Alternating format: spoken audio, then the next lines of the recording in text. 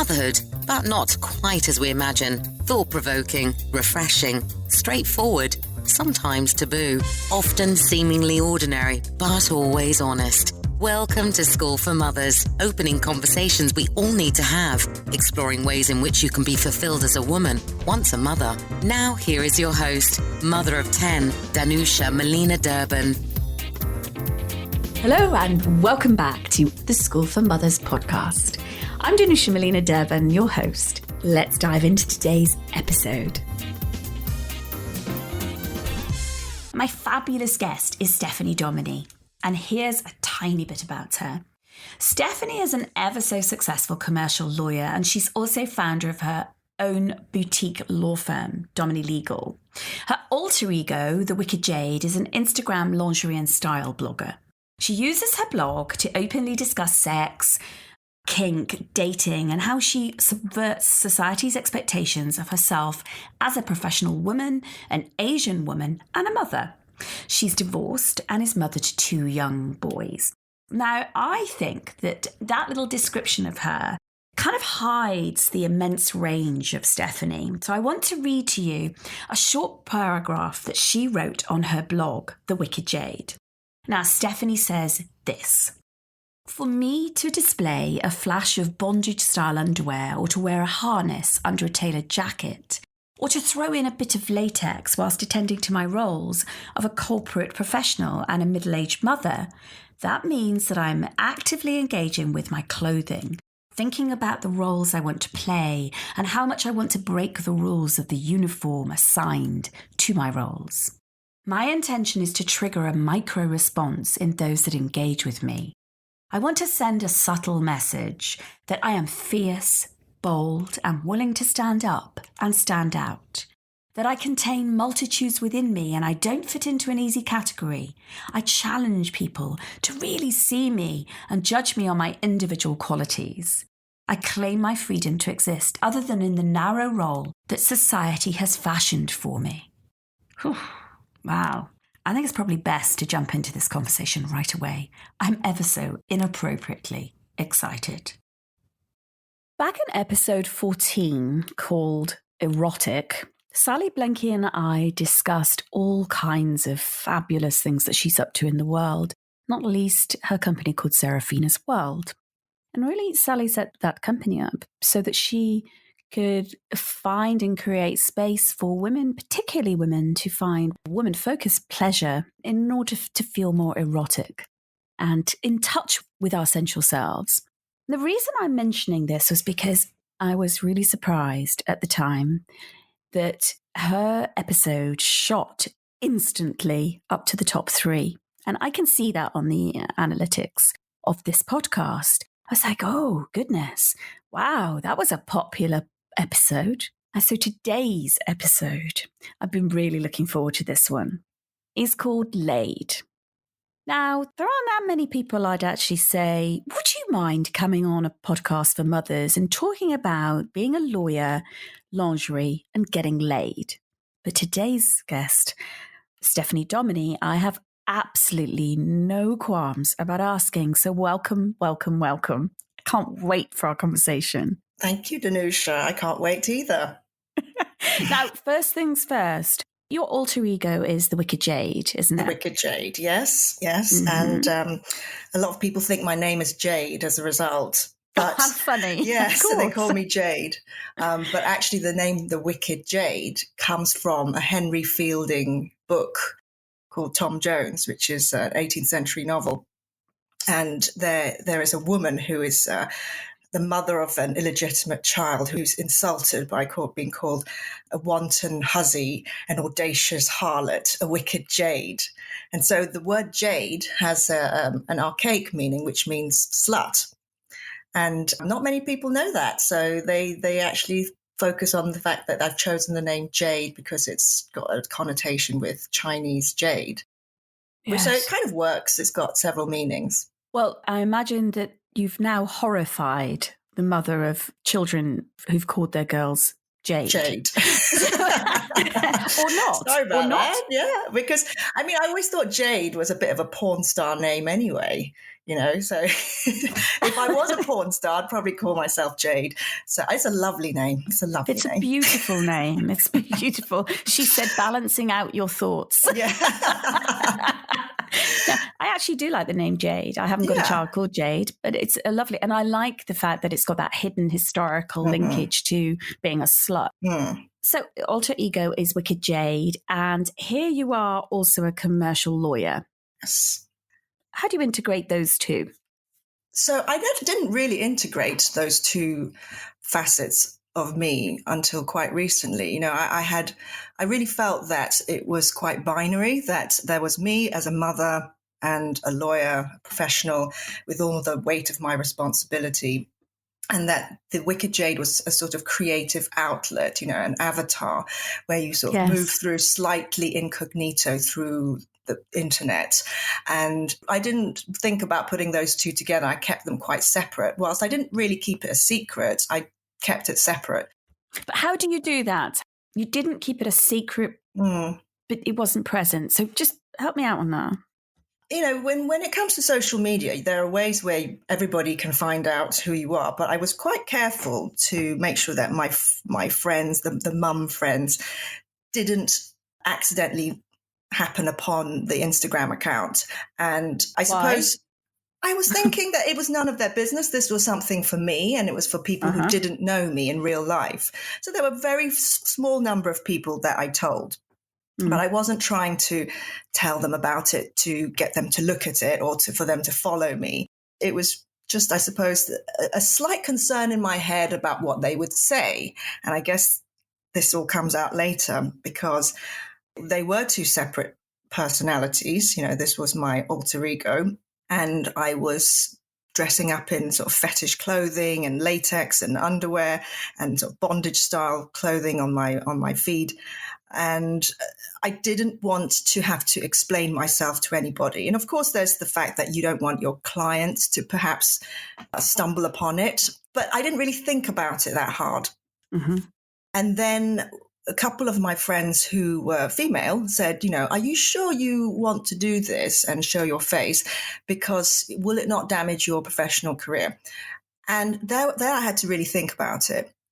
And I thought, actually, the thing that I'm trying to do is to move through my life with authenticity and to say that whoever you are truly, you should do that, because that's the only way that you can be true to yourself. And that's the only way that people can really see your full worth.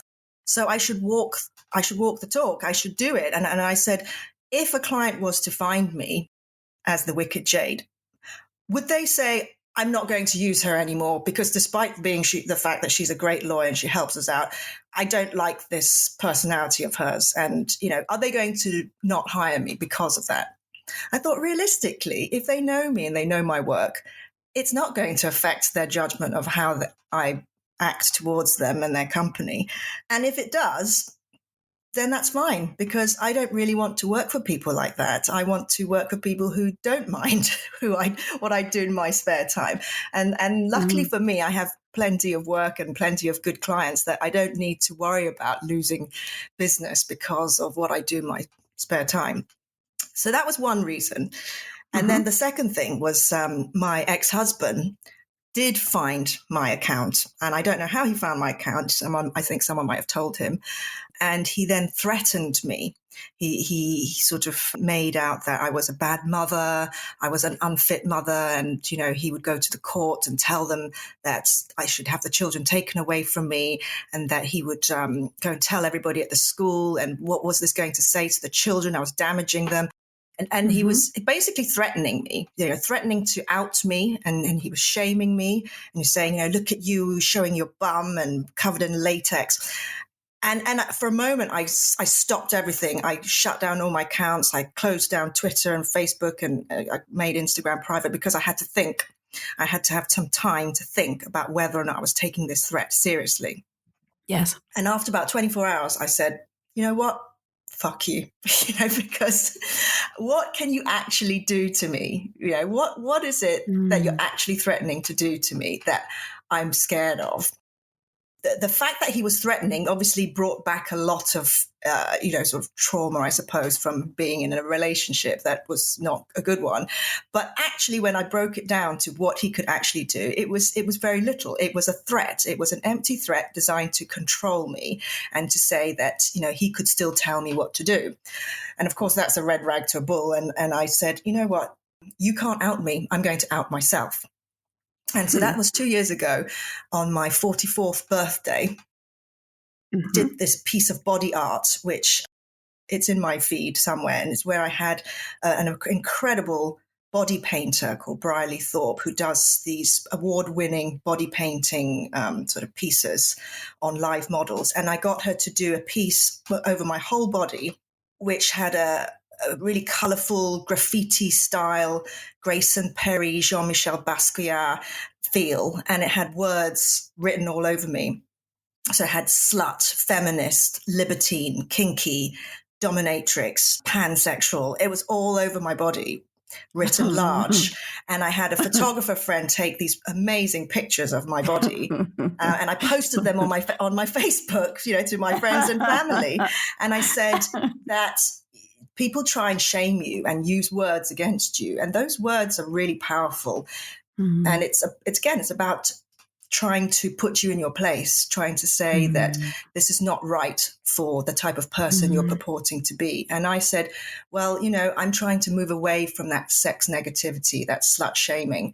And I don't want to feel that I'm hiding anything. So here I am in my, slut covered, painted body.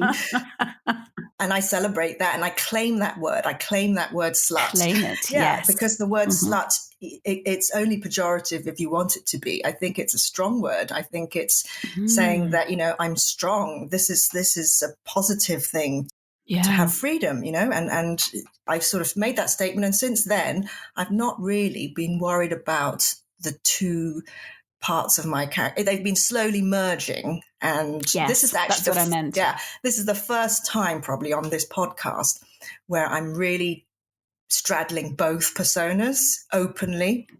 Yes. And it's not really that I have been trying to keep it separate recently. It's just that there hasn't been an opportunity to be both Stephanie Dominy and the Wicked Jade in one conversation. What a bloody amazing gift your ex gave you. Yeah. By threatening to, I can hear you were already struggling or at least grappling with, how do I do this thing? Will it be in opposition to my career? But the minute he stepped into the ring, kind of slapped that gauntlet down of it was a decision time. Yeah, it was. For me, it was. Yeah. You either do this or you don't do this, right? You have to now make a decision. Yeah. Hide who you are and the woman that you are, or be all of her. Yeah. Nice work. Thank you.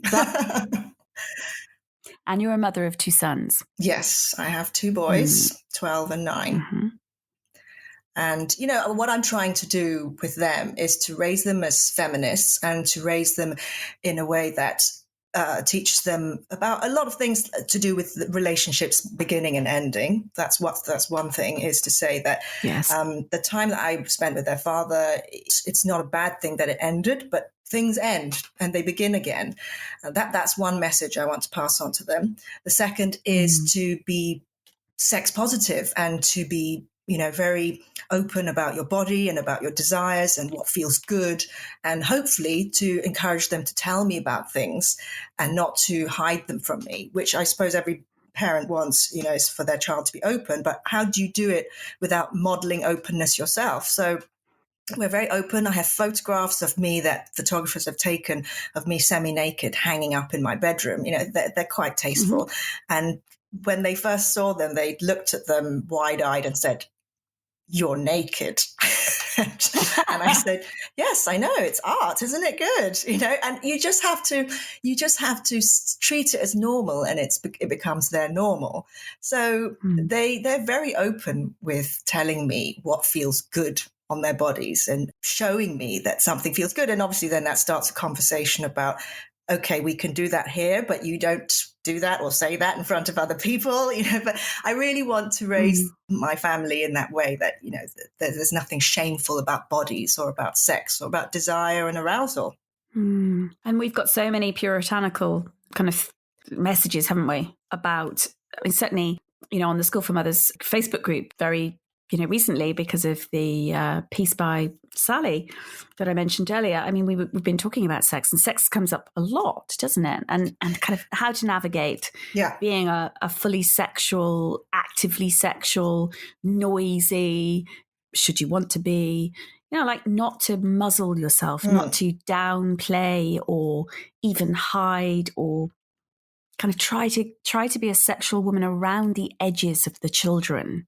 It comes up a lot, this. It really does. Absolutely. And it really comes up a lot. And, I always say this, and I've said it many times before in my writing and on Instagram, that as women, we have all these roles, these hats that we wear, and the sexual being is completely effaced for a time or maybe forever, because we're so good at caring for others and putting ourselves last.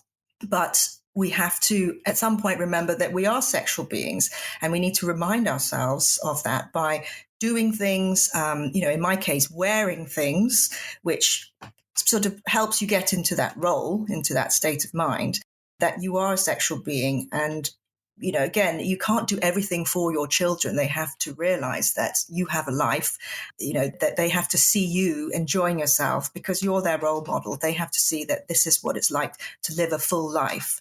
And sex is a very important part of life, and being sexually fulfilled is something that you want for everyone, including your children.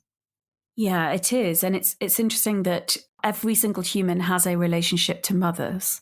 We all do, whether we actually have a relationship with our mothers, but we do have relationship to mother, and we have a relationship to sexuality. And whether we're actively sexual or not, we all have one. And it's a funny one, isn't it? Yeah. I'm having a really strange moment of remembering I don't know that I've ever shared this, so it's very odd that it's coming up as we're talking. I remember being at Anfield, and I was dating a chap whose family has worked at Anfield for years. And so I was very privileged to be there in a gorgeous, a great view. And I remember looking across, and this will say a lot about my mind, and I do apologize, but I remember looking across, seeing this wave of a huge amount of men, the majority of men, and thinking there's an awful lot of penises in this stadium. I just really thought, And I'm just reminding myself that actually it doesn't really matter what we're doing with them.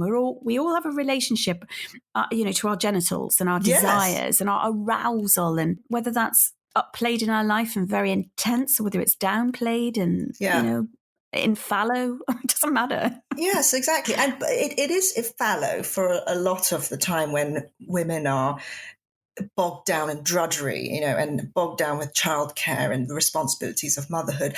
And you get all these couples where the woman says, I've got no sex drive, my libido is at, floor level, and the husband's getting frustrated that she doesn't want to have sex. And there's this, they go for therapy, nothing works, they get divorced, boom, she's back up and she's suddenly raring to go, and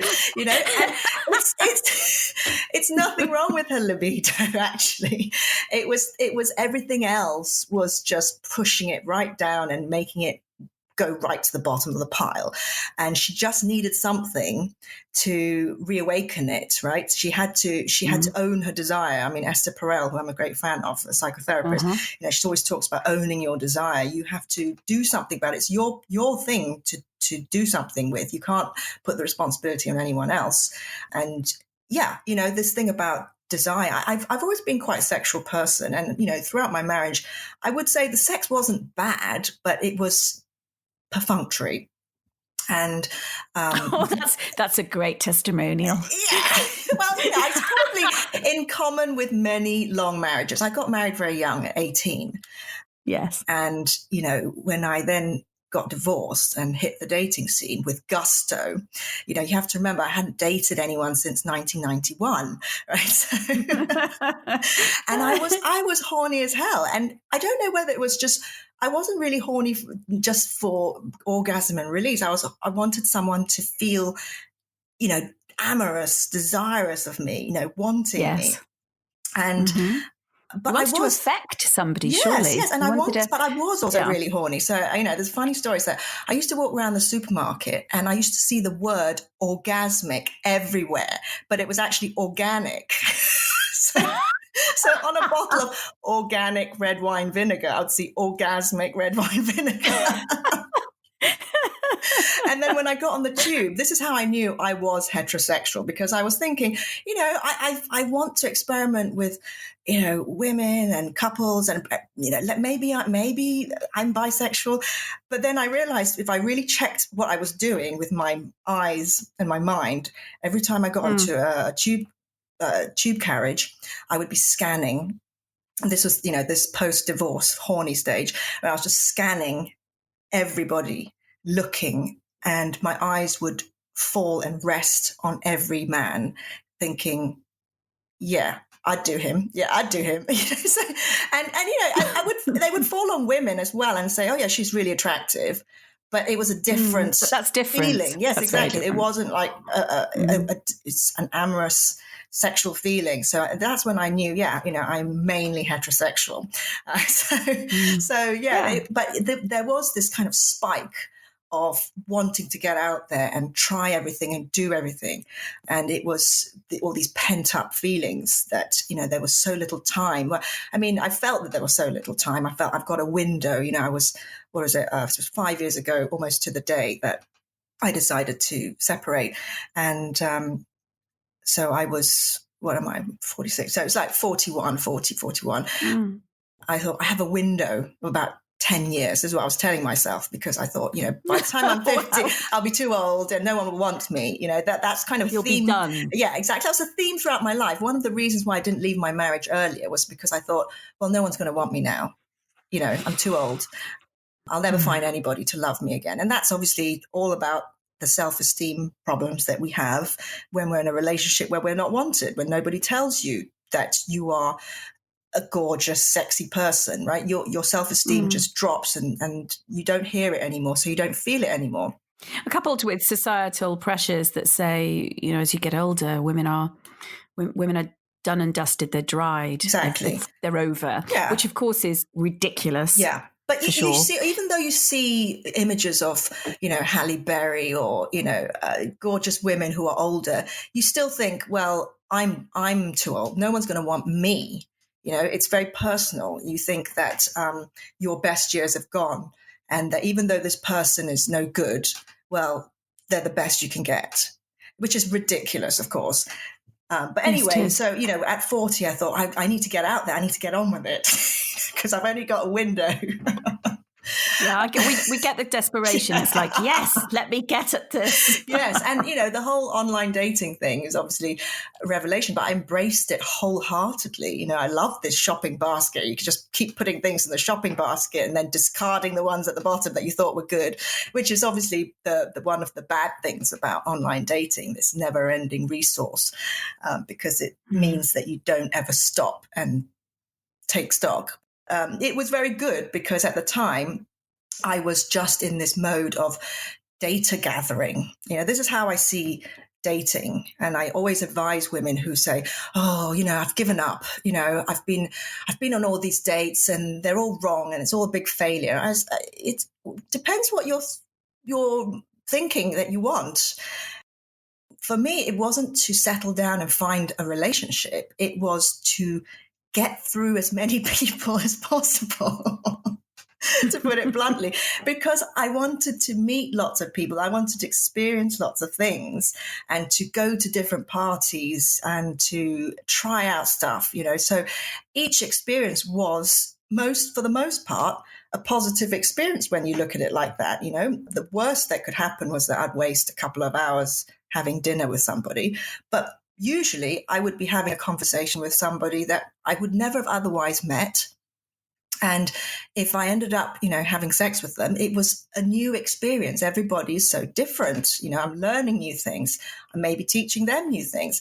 And it was all part of this expansion of myself and pushing out of my boundaries to create more, more space. And that's how I see a lot of life. It's about more. You're just cracking me up. Before the end of this episode, we'll have you out. We'll cut your name as a commercial lawyer and we'll have you out as an educator or well, that's my dream is to be a sex educator, but I've absolutely no qualifications. Exactly. But there you go. I can hear. That's exactly it. Yeah. It's like now Stephanie's stepping into educator, which actually, of course, why not? Because that pleasure research that you were doing it sounds like it was really equipping you with finding who you are in relationship with them, however fleetingly that moment, those experiences are, you're finding more of your edges and more of who you are and what you want and what you don't want. Exactly. And you can be with and what you can't. One of your previous guests, Hannah Martin, who's a lovely lady, and she used a phrase that I really liked. And she said, once you push the edges of your boundaries out, they never come back in. Exactly. And that resonated so much with me. And this is how I see a lot of life and love is it's not a zero-sum game. It's not like you use up parts of the pie, which means there's less left for me or less left for them. Yes. You're ever expanding, so you can always just keep adding more. It's just like you and your children. You don't say, because I have another child, I have less love for the one that I already had before. The love is abundant. It just keeps coming. So it keeps growing. And I think that's one of the worries that particularly women, when they're having their second child, really tussle with. And it actually really does worry them that they love this first child so much. Could they possibly? And I remember doing that myself, thinking, I couldn't possibly love anybody like Freddie, who's my first. I couldn't possibly. This is going to be really substandard. I'm just going to give them the crumbs. Yeah. And of course, when they arrive, it's a different love. It's exactly, it's not about the quantity of love. We love people differently. Yeah. I think it's such a fallacy that we love our children in the same way and to the same extent, the same intensity, or it's not about that. And it goes, so people can accept that for children, but they don't accept that for lovers. So, that's the thing that I learned so much. We don't accept it for women. Yeah. Well, yes, exactly. So through my dating research, I've met so many wonderful people who have remained good friends and who seem to me much more involved than your average person when it comes to looking at love and relationships and teaching me a different way of looking at, non-standard relationships. And what is, when I was dating, say, several people at one time, people would say, oh, you're doing it American style. And I was like, oh, I didn't know it was American style. They say, yeah, that's what they do. They date several people. And I was like, well, it makes sense, right? We have so little time. You need to collect and then discard, right? So you have to date lots of people and you don't have time to wait it out to see whether it's good or bad, so you have lots of people. But then actually sometimes you don't discard. Sometimes you say, well, I really like this person for this thing that they give me. And I'm going to see them occasionally. And then there's another person who is giving me something else. And as long as everybody's happy about it and, consensual about non-monogamy, I don't see anything wrong with it. And, this is one of the very strong social narratives that we're obviously conditioned to accept, that monogamy is the right thing for everyone. And it's the right thing for many people. But for others, it just, it's just not something they choose to do. And we shouldn't make them feel bad about it. Yeah, for many people, it's the kiss of death, isn't it? To their spirit, their soul, literally their libido. Yeah. Actually, what you're talking about also is Regina Thomas Hauer in the States, in New York. She calls it defensive dating. And one of the reasons that kind of dating multiple people at the same time is so necessary for women is because what we tend to do, we've been taught to put all of our eggs in one basket. We find somebody we like, they engage us, we're very present with them, we invest in them emotionally, sexually, in our time, and then we zone in on them, and we typically, most women get over intense. Yes. We're on date 2 and we're already wondering not necessarily date 2, but pretty early in the relationship, how many women have actually already thought, Danusha McIntosh. What kind of ring does that have? Danusha, Fusili, or I've dated a few men with extraordinary surnames. Wonderful flourish, big names with great foreign flourishes, and I've thought, right, well, how will I integrate my name with? And we've only just got to know each other. I hardly know them. I'm so guilty of that, just jumping right ahead into scenarios like completely unrealistic. Yeah, but I don't think that means that you are placing expectations on them necessarily. I think it's just one of those fantasies that you go to. But I make sure I rein myself back from that and say, let's see how this plays out. Let's just enjoy now. Let's just be present now with every single person. And for however long it lasts, whatever you get out of it, it is a good thing. It's a good thing that we met and a good thing that we've shared this experience together, because we will never not have that, right? I wrote a blog post actually on my blog about it. I called it benefits with friends, because for me, the phrase friends with benefits is all wrong. For me, the friendship is the benefit, and the people that you've slept with can become good friends because you've shared a lot with them. You've opened up to them. They've seen you at your most vulnerable. They will never unsee that, right? So, and assuming that you already had something that you liked about each other, why shouldn't they become good friends? And I've now got a really good group of male friends who are ex-lovers. And I get such a different perspective of life from them that, really adds to me. It adds to my understanding of people, because you don't get this from women. You get wonderful things from women and say your gay friends, but to have straight friends that I can talk to about things, there's no sexual tension because we've absolutely dissipated that, but they bring a different perspective and they're fantastic people to talk to, and I'm really lucky that I've now got a circle of male friends. And a lot of people find that really curious that I invite them to dinner parties and they're people that I used to, they're exes, I suppose. And they don't really understand that. They just think, oh, well, how do you manage to do that?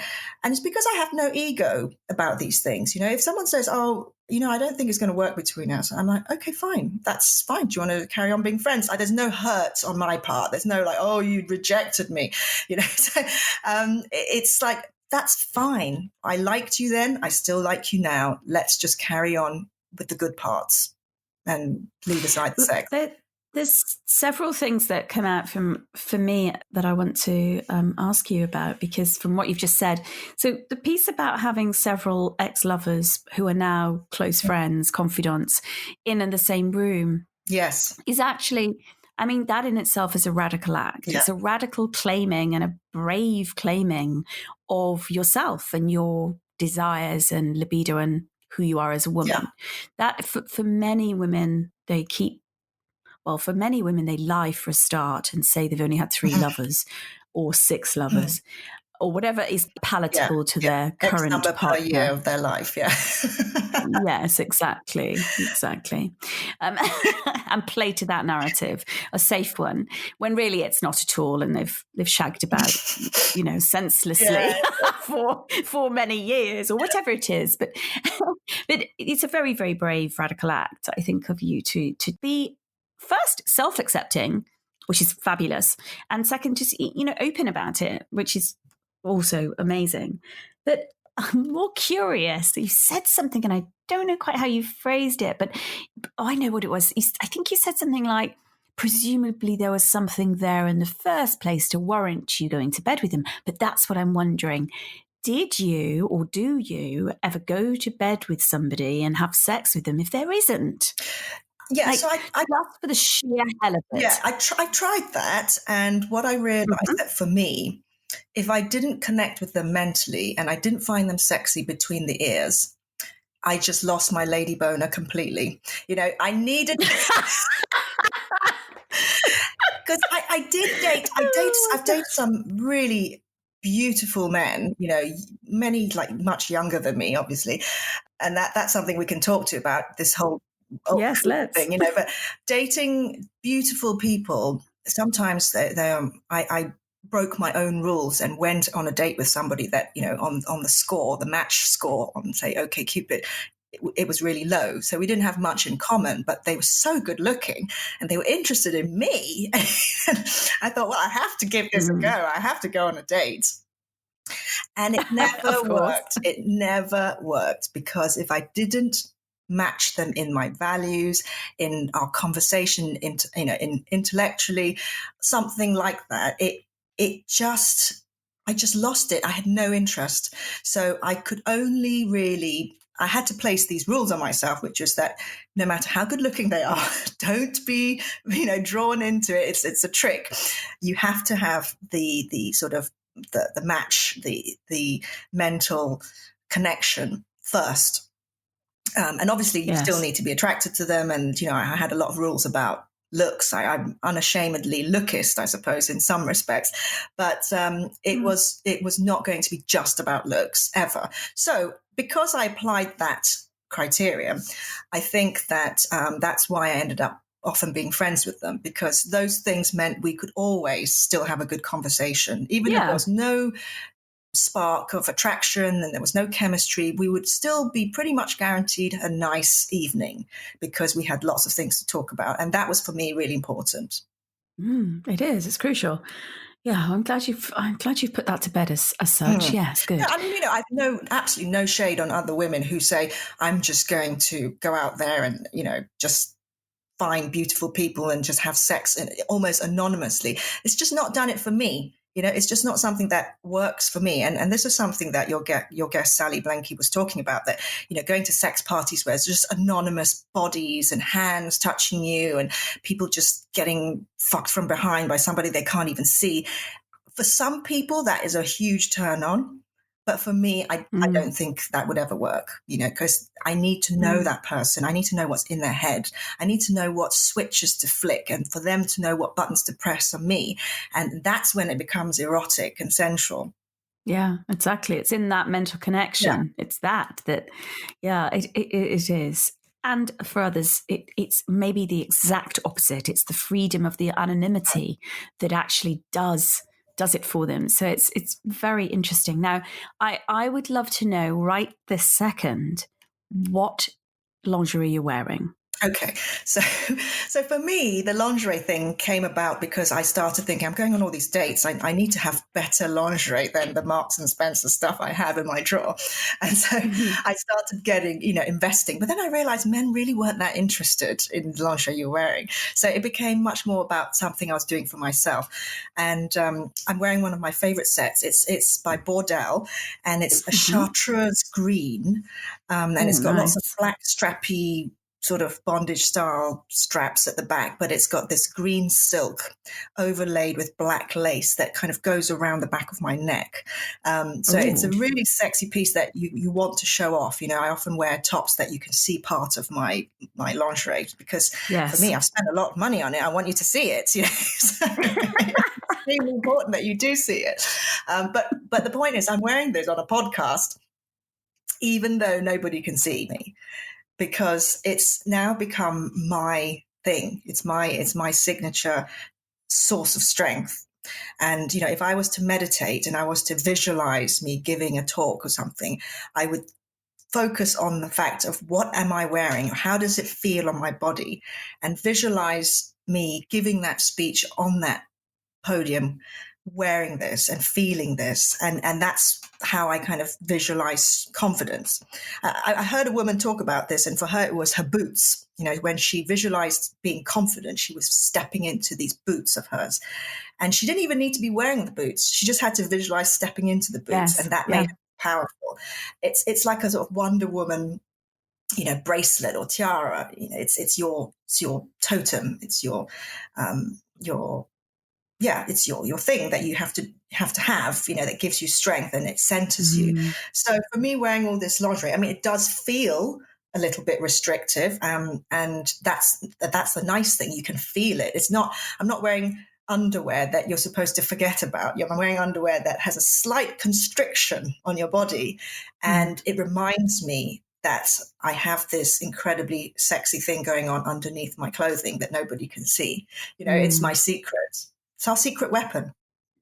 Absolutely. And so, yes.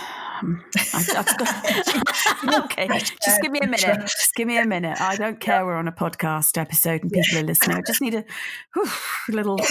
I'll just ruffle up here. Okay, so I love lingerie too, and I'm with you beyond the very basic kind of.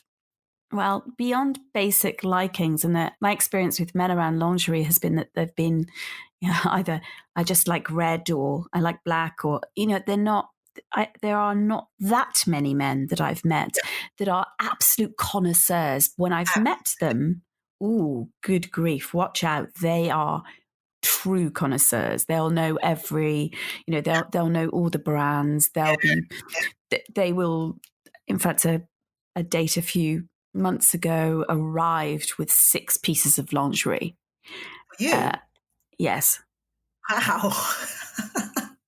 That's a very high risk game. Yeah, he's a very high risk man. And so he arrived, I told him where to meet me. I told him that I would that I would adore a gift. And very smart move. Yeah, I would adore a gift. And I think I even mentioned where I wanted to go. So I gave him very clear instructions, which, and this might sound a very dominant, kind of dominatrix type stance. It wasn't at all. It's very, very softly delivered. What would really bring me pleasure is for you to arrive with a gift. Oh, that's right. I told him to smell really good. And I think I said something about his shoes, but I said, these are the things that would make me so happy. And he did. He took it very, very seriously. He actually bought me some shoes, some beautiful heels. He got the size wrong, so he had to take them away. But he had the most beautifully packaged 6 pieces of lingerie that did it for him. Yeah. And he's actually never seen me in 4 of them. But, it's a really fabulous thing. So when a man is into this, he knows this area really well. But it's very rare. It's very rare. Yeah. Very rare. Mean, the best you're going to get for most is that they appreciate the lingerie because it's like the frame of a picture. And it enhances the body of the woman, and they enjoy that, and they like the fact that you've made an effort. But really, it can come off straight away. So I'm often very disappointed that it's not stayed on for longer. Yes, and that they haven't really admired it properly. But I think that, again, now it's not really about what they think. No, it's not about them. It's so not about men. And I actually don't like being bought lingerie because they will buy what they want to see. They will buy, what works for them. And I spend a lot of money on lingerie, and when people come and ask me, what should I get for this? Where can I go? They ask for advice. And I say, you're going to spend a significant amount of money. Buy something that you will love to wear all the time, at least once a week. Make it something that you will enjoy wearing a lot. It's not for special occasions. Exactly. Yeah. I mean, it can be an amazing piece that costs a lot of money that you will still be able to wear all the time, So that is a very different category of lingerie from the stuff that a man will buy for you. That's for the bedroom, which is fun. It's great. But if you've got a limited budget, spend it on something that's for you, not for them.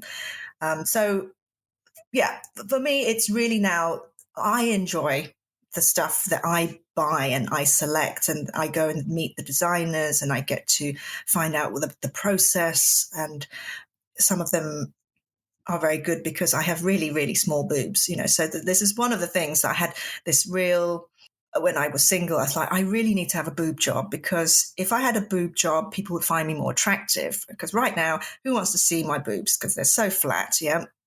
And it was in my head, having bigger boobs was the thing that would make me into an attractive person. And it was through some of my really wonderful dates and lovers that I sort of lost that.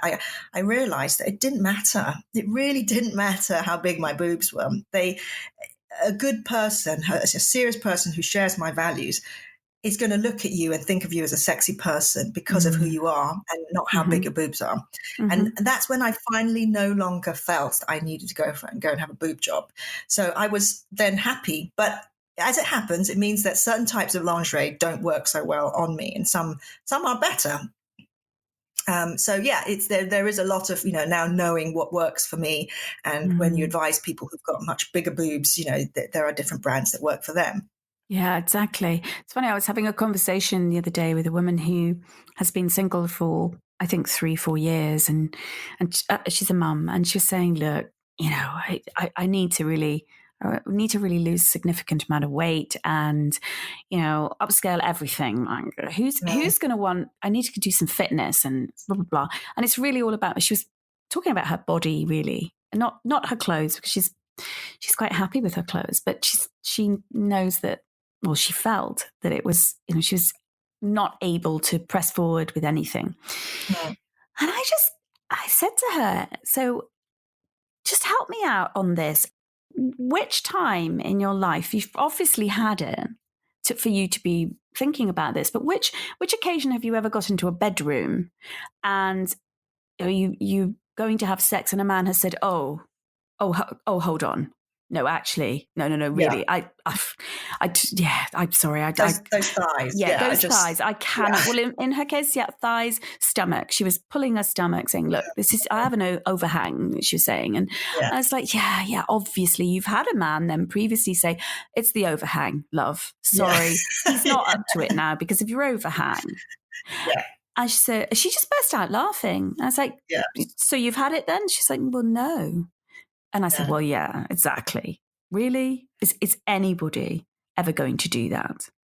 Conversely, though, I have got friends that have got in the bedroom with a man and stopped proceedings because things aren't right. So that's quite interesting.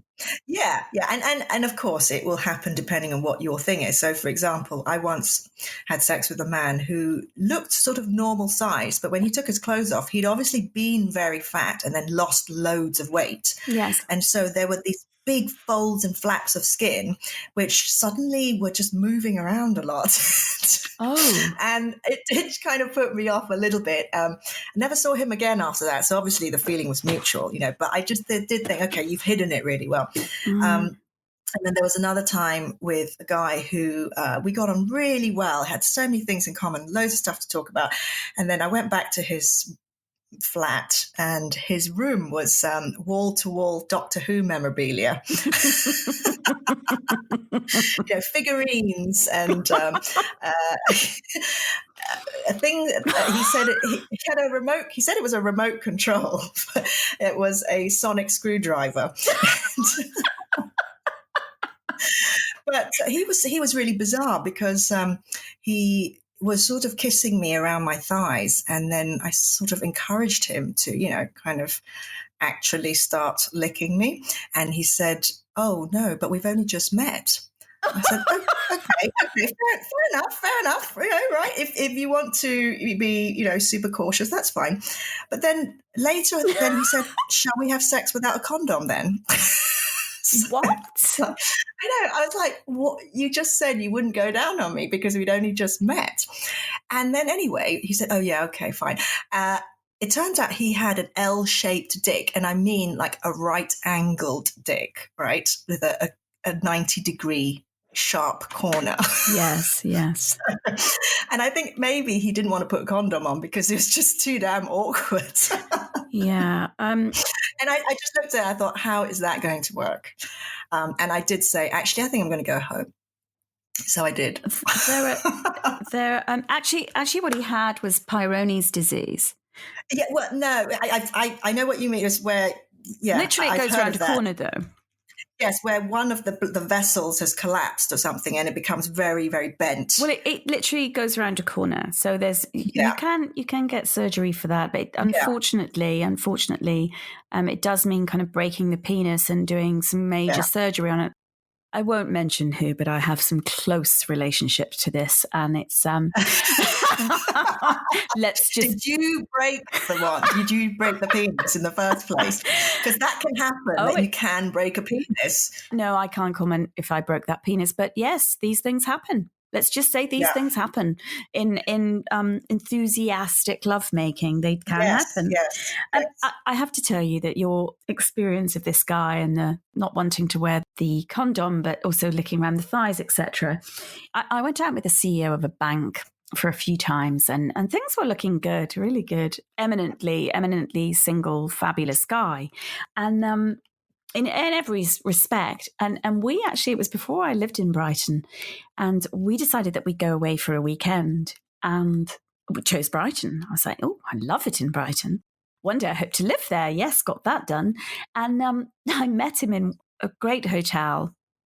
We met down on the Friday evening, and I'd insisted on my own room because actually I just was at that stage in the relationship where, things were moving, but I didn't want to absolutely have to share a room. So I got a room, he got a room. I wanted that option, even though I thought I'd spend, all weekend in his room, basically, or vice versa. And we had a lovely evening and went back to his room, where on his double bed, and it was a very swanky hotel, on his double bed was a teddy bear and his tartan PJs.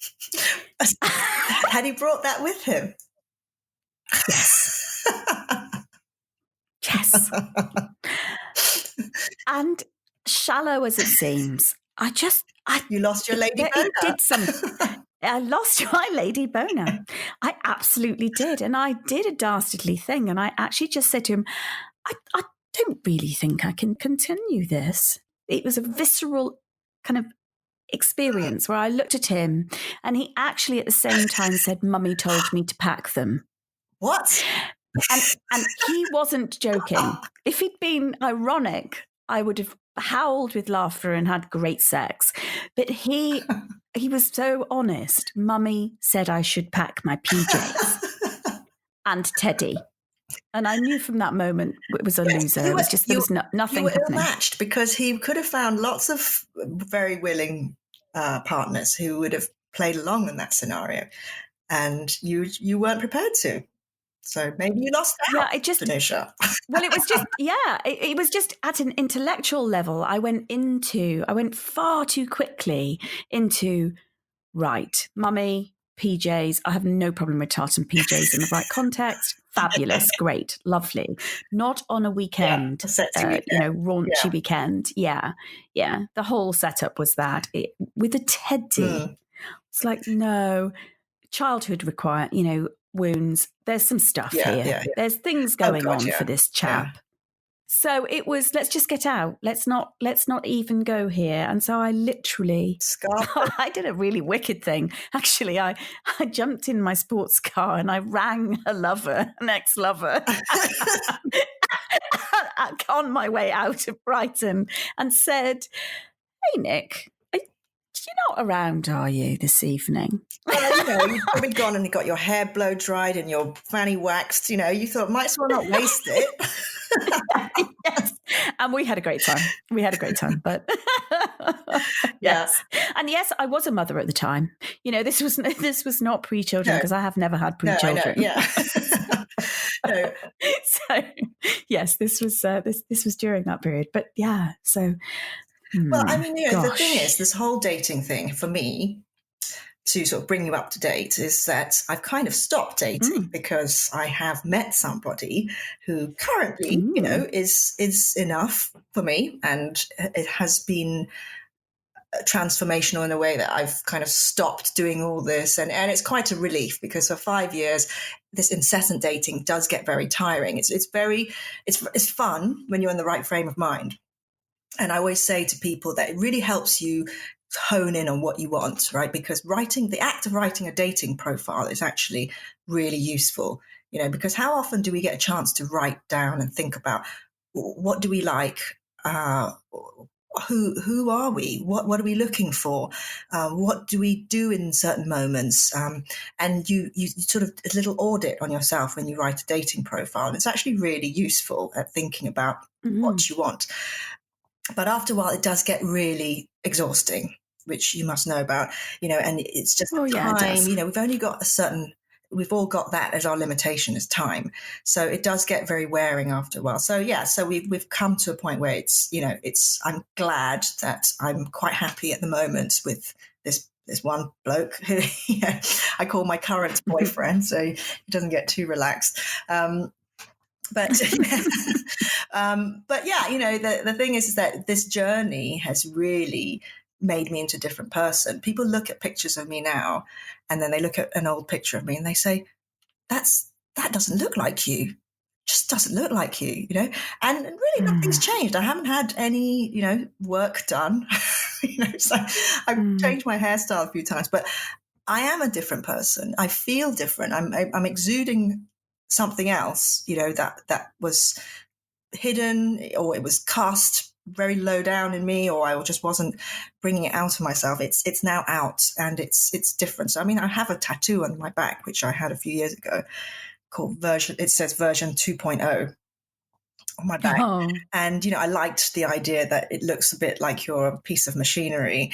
But it really felt like I had morphed into something different, a new me. Yes. Or maybe it wasn't a new me. Maybe it was a me that was always there, but it had been suppressed because of... You gave air to her. Yes. You've given airspace and life to her, and permission and love to yourself. It's amazing how many parts of you. Yeah, and it's amazing how this then sort of bleeds out into other areas of your life, in, say, the way you conduct yourself in a professional capacity.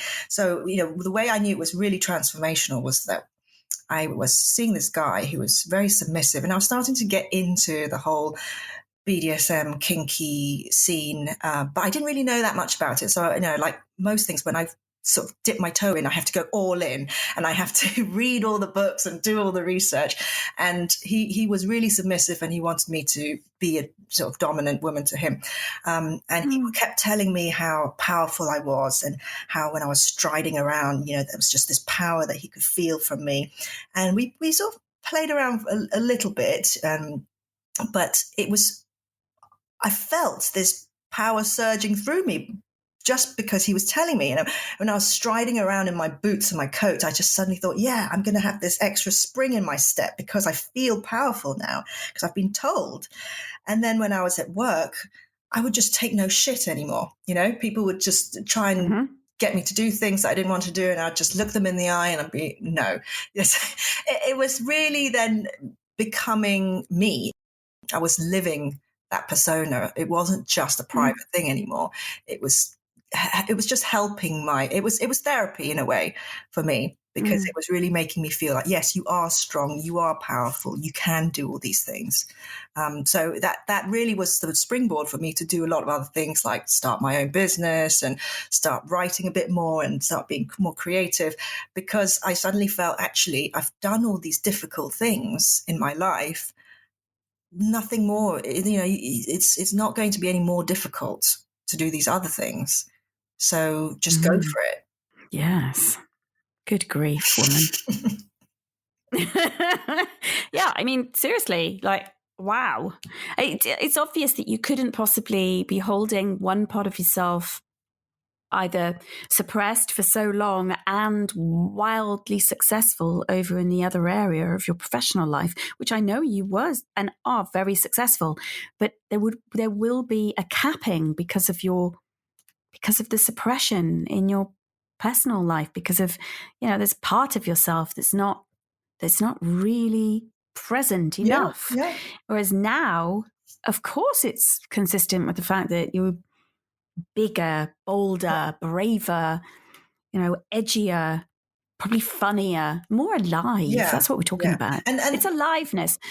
And this is, something that many people talk about who are hiding something at work, right? So whether it's because they're in the closet or they've got something, it's weight that they're carrying. And they always talk about it, that when they throw off that weight, it allows them to be a lot more creative and productive. And I talk about this in sessions on diversity, about how it benefits everybody to allow people to bring their whole self in, because they can give so much more. They're not spending energy trying to hide and suppress something, and then they're giving all of themselves. So it's really important. And that's what I'm hoping that people can do in my culture. So, a lot of what I'm doing, people say, why are you doing this thing on Instagram? Why are you putting yourself out there and showing pictures of yourself in underwear? And often I've had to stop and think, why am I doing this? What is it I'm trying to say? Because I'm not trying to sell anything. I'm not trying to promote stuff. I have nothing that I'm trying to do. So what is it? Is it just purely validation and vanity? It's partly self-expression, and it's partly vanity and validation that you see. But I really believe it's about visibility. No, I have not seen anybody out there who looks like me, who's my demographic, who is doing what I'm doing. What is your demographic? Well, just to be clear, because people can't see you.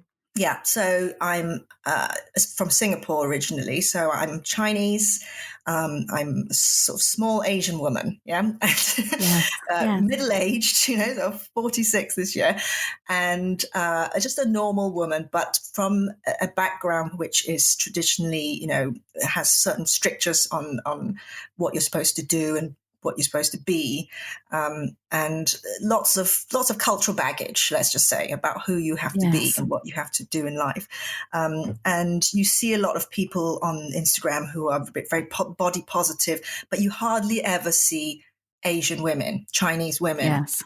Okay, so it's a demographic that's really, really underrepresented in this whole thing about sex positivity and body positivity, because there is shame. I think that shame is still there, or they think, I don't want to do this. It's because, whatever reason they have, they are not there.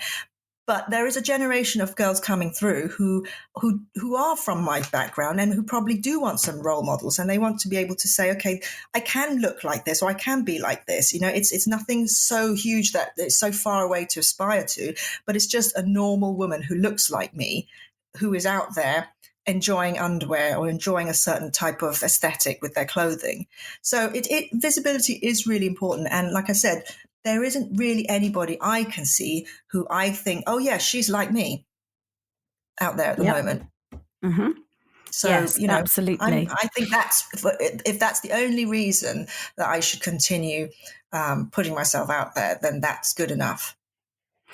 Yeah. And there's, apart from the fact that you're sexy as hell, I mean, just enjoy it. Just so from me, a little bit of feedback. Thanks. From me. You're welcome. It's really sexy, and the pictures are wonderful. And so what I notice is that you've been on this visibility piece, a big visibility piece to yourself, and now thinking it through for what it does for others and the impact that it has for other women, other mothers, whether they're in your demographic or not, but actually taking your place. And now by actually being on, you've been writing, but by being on an episode like this, a podcast, for instance, you adding in voice. Yeah. I know you do speaking, but adding in voice. So visibility and voice. And we need that. Mothers need that. Women need this. We need it from you. We need it from one another, don't we? It's really important. And the thing that, does encourage me is that every time I do something like talk at an event or speak on something, I always get a handful of women and often a group of Chinese women who come up to me at the end and say, thank you so much. There's so many things that I want to do that I've been too scared to do. And I'm so glad to see you talk about these things. And I think that's worthwhile. I'm glad I did it, because if it just reached one or two people, then it makes it worthwhile. It certainly does. And I am sure this particular episode will reach so many women, and your candor and I love the way I don't know, it's pretty rare to have a conversation with such I don't know, what is it? Just absolute self-acceptance and love. No shame. There's no, it's like, yes, just go do this, enjoy and love yourself in it. So I'm deeply grateful that you were willing and to be on this podcast with me. And thank you so much. Yes, thank you so much, Danusha. I've had a lovely time. Ooh, holy moly, that was smoking. I think you'll agree with me. I mean, there are some conversations that get me hot under the collar and everywhere else, and this was one of them.